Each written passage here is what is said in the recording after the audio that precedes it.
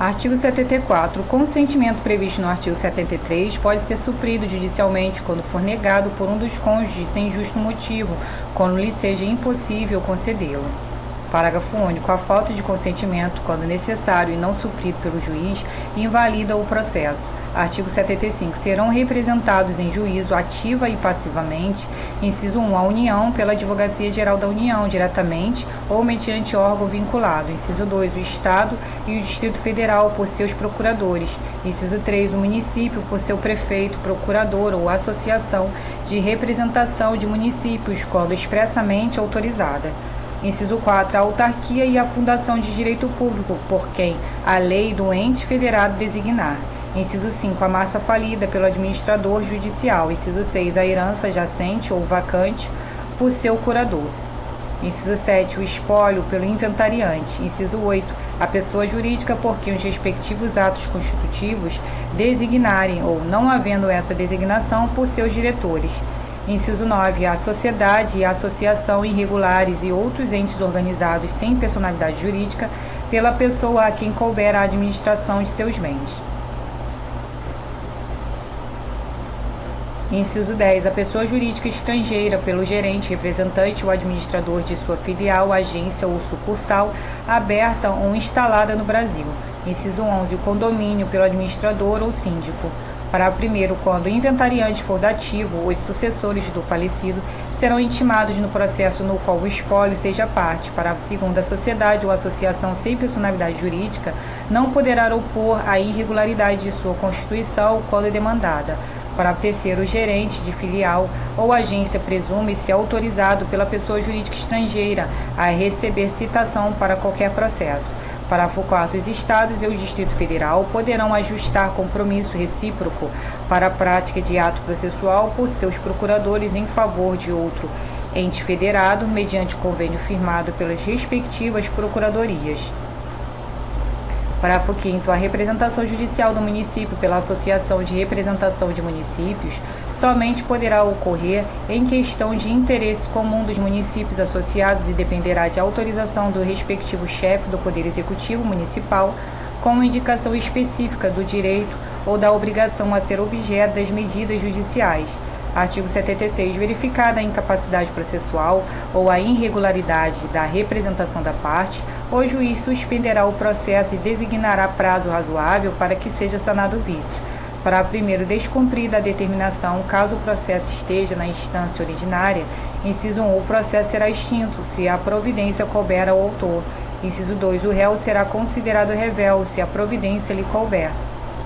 Inciso 3, o terceiro será considerado revel ou excluído do processo, dependendo do polo em que se encontre. Parágrafo 2º. Descumprida a determinação em fase recursal perante Tribunal de Justiça, Tribunal Regional, Federal ou Tribunal Superior, o relator, inciso 1, não conhecerá do recurso se a providência couber ao recorrente. Inciso 2, determinará o desentranhamento das contrarrazões se a providência couber ao recorrido. Capítulo 2. Dos deveres das partes e de seus procuradores. Seção 1. Dos deveres. Artigo 77. Além de outros previstos neste Código, são deveres das partes, de seus procuradores e de todos aqueles que, de qualquer forma, participem do processo. Inciso 1. Expor os fatos em juízo conforme a verdade. Inciso 2. Não formular pretensão ou de apresentar defesa quando cientes que são destituídos de fundamento. Inciso 3. Não produzir provas e não praticar atos inúteis ou desnecessários à declaração ou à defesa do direito. Inciso 4. Cumprir com exatidão as decisões jurisdicionais de natureza provisória ou final e não criar embaraços à sua efetivação.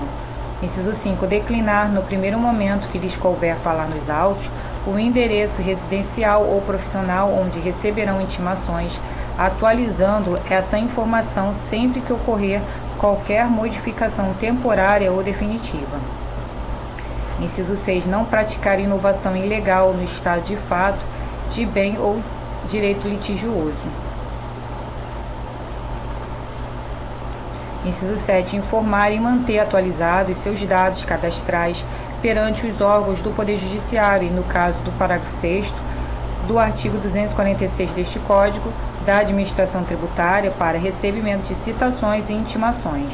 Parágrafo 1º. Nas hipóteses dos incisos 4 e 6, o juiz advertirá qualquer das pessoas mencionadas no caput de sua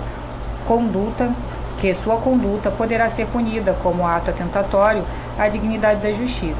Parágrafo 2º. A violação ao disposto nos incisos 4 e 6 constitui ato atentatório à dignidade da justiça, devendo o juiz, sem prejuízo das sanções criminais, civis e processuais cabíveis, aplicar ao responsável multa de até 20% do valor da causa, de acordo com a gravidade da conduta. Parágrafo 3º. Não sendo paga no prazo a ser fixado pelo juiz, a multa prevista no parágrafo 2º será inscrita como dívida ativa da União ou do Estado após o trânsito em julgado da decisão que a fixou, e sua execução observará o procedimento da execução fiscal, revertendo-se aos fundos previstos no artigo 97. Parágrafo 4º. A multa estabelecida no parágrafo 2º poderá ser fixada independentemente da incidência das previstas nos artigos 523, parágrafo 1º, e 536, parágrafo 1º. Parágrafo 5º. Quando o valor da causa for irrisório ou inestimável, a multa prevista no parágrafo 2º poderá ser fixada em até 10 vezes o valor do salário mínimo. Parágrafo 6º. Aos advogados públicos ou privados e aos membros da Defensoria Pública e do Ministério Público não se aplica o disposto nos parágrafos 2º e 5º. Não se aplica o disposto nos parágrafos 2º a 5º, devendo eventual responsabilidade disciplinar ser apurada pelo respectivo órgão de classe ou corregedoria ao qual o juiz oficiará. Parágrafo 7º. Reconhecida a violação ao disposto no inciso 6, o juiz determinará o restabelecimento do estado anterior, podendo ainda proibir a parte de falar nos autos até a purgação do atentado, sem prejuízo da aplicação do parágrafo 2º. Parágrafo 8º. O representante judicial da parte não pode ser compelido a cumprir decisão em seu lugar.